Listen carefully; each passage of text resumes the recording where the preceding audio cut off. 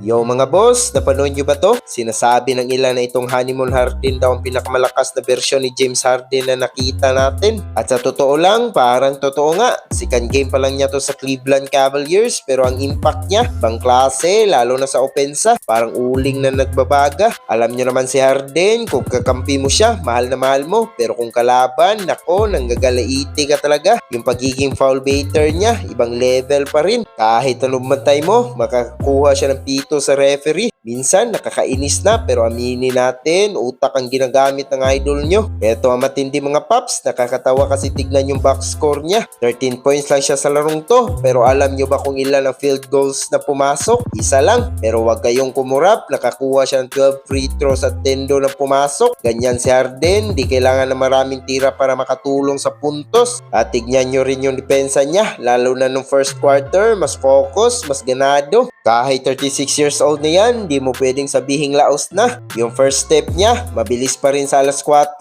Isang pitik lang, lagpas na siya sa defender. At yung vision niya sa court, grabe, parang may mata sa likod. Napapadali yung laro para sa mga teammates niya. Tignan nyo naman si Donovan Mitchell, abot langit ang ngiti. Tuwang-tuwa siya kasi may katandem na siyang ganito kagaling magpasa. 13 points, 11 assists, doble-doble agad. Ang ganda ng vibe sa loob ng Cleveland ngayon. Puno ng tawanan at positibong laro. Sa tingin nyo mga idol, ito na kaya ang hudyat na mag-champion na ang Cubs? Comment nyo naman sa baba ang tingin nyo. Huwag limutan mag-like at subscribe. Peace out!